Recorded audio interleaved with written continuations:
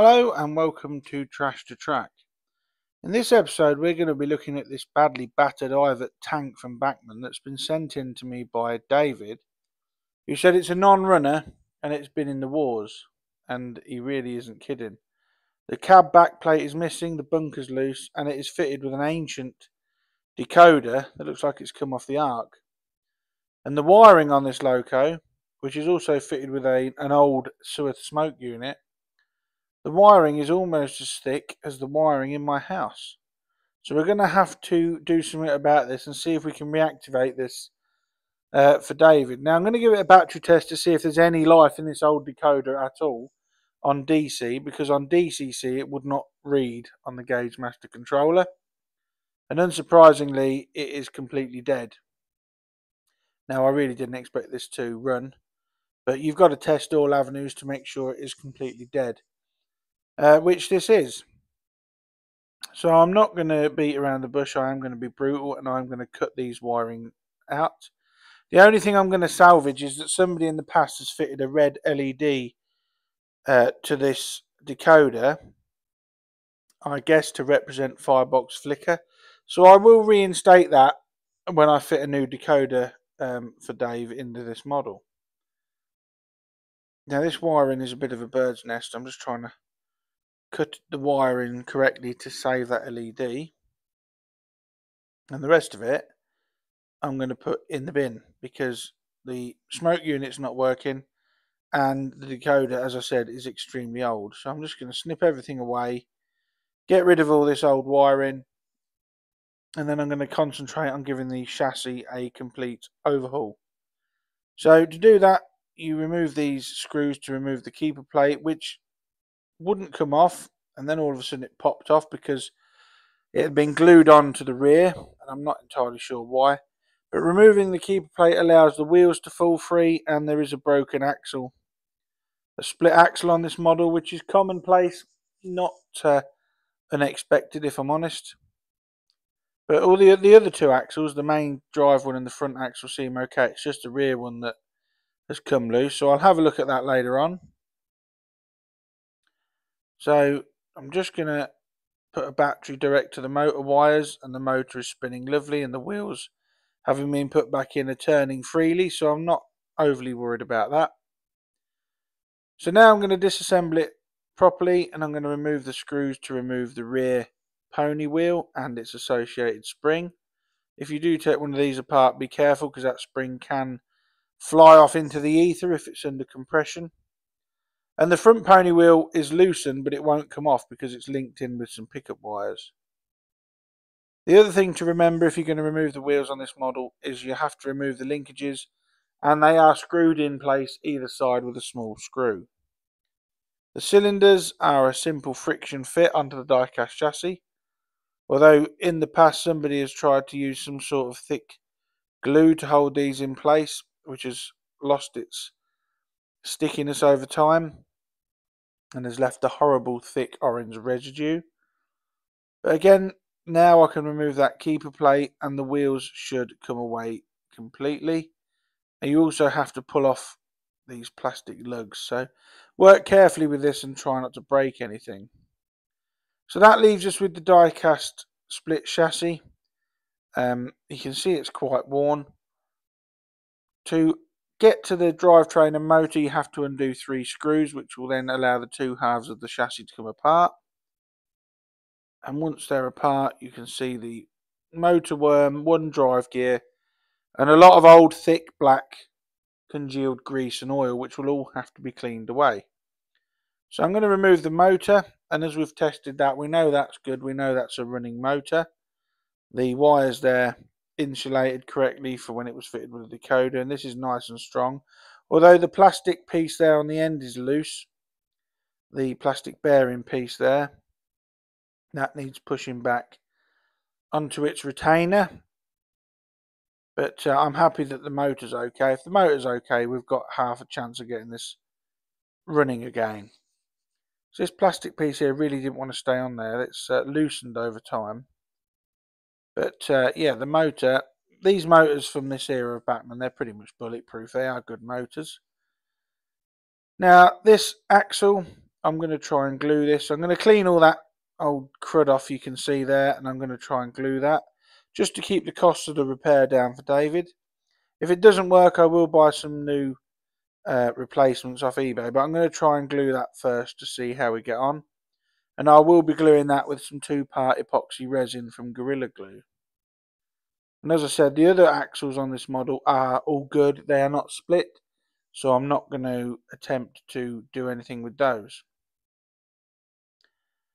This is that horrible congealed glue that I mentioned, where somebody's tried to glue the cylinder blocks to the die-cast chassis. Now, there really is no need unless they're really worn, because they are a very good friction fit onto the die-cast lugs that are on the chassis. I'm not sure what glue this is. It's almost like earwax. Look, it's bloody horrible stuff, this. But it's all got to be cleaned away. It's no good putting it back together with all this old rubbish on it. So that was all cleaned off. And once that was gone, the attention turned to the chassis. Now, using my usual method of cotton bud and some meth, so I'm going to clean away all the old congealed grease, especially off the drive cogs. I mean, look at that. It's just thick and black. It's horrible. It's congealed grease along with years of dust and carbon from running on layouts. So I worked my way through both halves of the chassis, making sure that everything is clean, getting rid of all that old congealed mess that's been left behind. And I also clean and pay special attention to where the axles go, because the axles transfer power direct to the chassis halves. So they have to be clean, otherwise you won't have any sort of electrical conductivity. So once the chassis was all cleaned and the meths had evaporated, I start reassembling it. And the first thing I do is put a small amount of Labelle 106 grease on that gear spindle. So here's the gear, and I also put a little bit of grease on the gear itself, because now this chassis is completely dry. There's no lubrication on it, so it all needs to be replaced. The gear is put onto its shaft, and then the motor is refitted. That too has had some oil put on the motor bearings. And then once that's in place, you'll see that I've already soldered the new DCC decoder socket to the motor in readiness. And I'm just putting a small amount of oil there, as I said, on those bearings and the worm gear. And then the other half of the clean chassis is then put back to where it should be, lining it up with the 2 insulating pieces that are on the bottom. The white pieces there where the chassis keeper plate screws into. The model of this sort is held apart. The chassis is held apart by small black plastic washers that go through the screw terminals, and they all have to be aligned correctly before you put the 2 halves together. Some of these models have got a cardboard insulator. Here is the axle that has been glued and has been resting for 24 hours. And that has glued absolutely solid. I'm really happy with how that's turned out. So I'm now going to put that back on the wheels to make sure that the wheels will slide back on it without splitting it. And these are square peg holes allowing you to get the quartering of the wheels correct. So one of them needs to be at 6 o'clock, one of them needs to be at 3 o'clock. And then pushed home, the square axle holes will ensure that the quartering remains correct when the model is running. I don't know what I'm faffing about at here. I'm just trying to get it all to line up. But when it's all lined up, the large parts of the axle, like those bits I'm cleaning, those are given a thorough clean. As I said, these are what transfer power from the track to the chassis, so they need to be very, very clean. And a small drop of Pico Power Lube on those will help with conductivity, because that lubricant from Pico is conductive. Now, sorting out the side rods which have tangled themselves up, get all these where they should be, and the side rods will be put back into place. This took some doing. I don't know why it had got so mangled. They'd only been sat on the workbench. The piston rods and cylinders were lined up, and the cylinders themselves were then push back onto their lugs on the chassis. Once I get the slide bars aligned, you'll see that they push in place there, and there really is no need for any glue. Unless they're broken, there really is no need to glue these on. They just press fit, and it's a very tight press fit. The wheels are now quartered, all correct, and the base keeper plate can go back on. And this is secured with those screws we took out earlier on that screw into those plastic insulating pieces.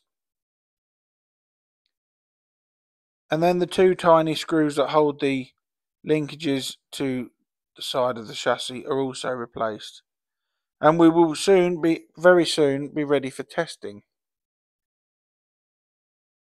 So I'm just checking there to make sure everything's in alignment, everything is correct as it should be.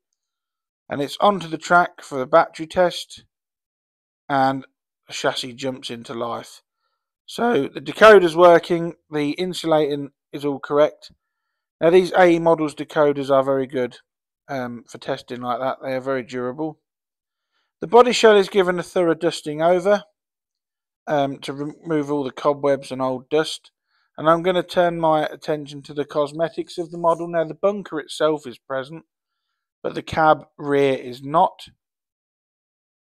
So before I glue that into place, what I'm going to do is I'm going to make a new cab back from this 40 thou black plasticard.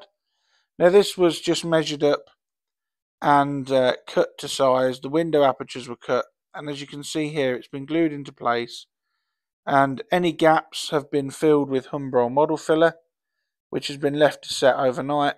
And I will touch all this in with some Tamiya matte black paint, and hopefully you won't be able to tell it's been repaired.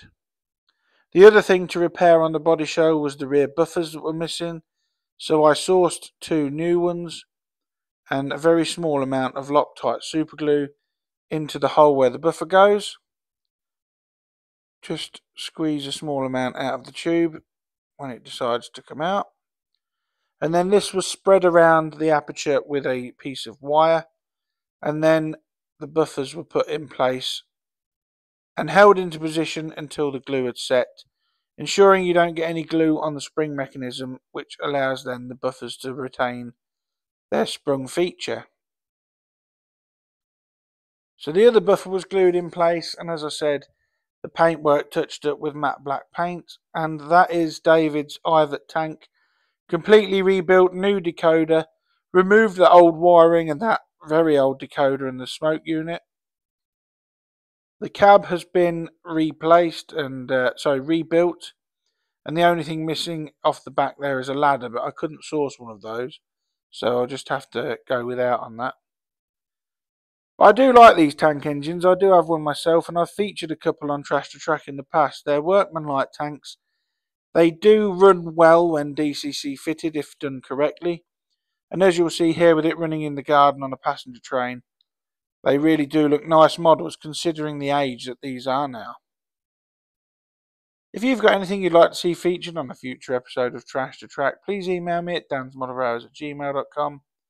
Have a look at getting it sent over, and who knows, it may even feature in an episode all of its own. So I'll leave you now with David's Ivatt running in on the Garden Railway before I get it shipped up and packed back to him.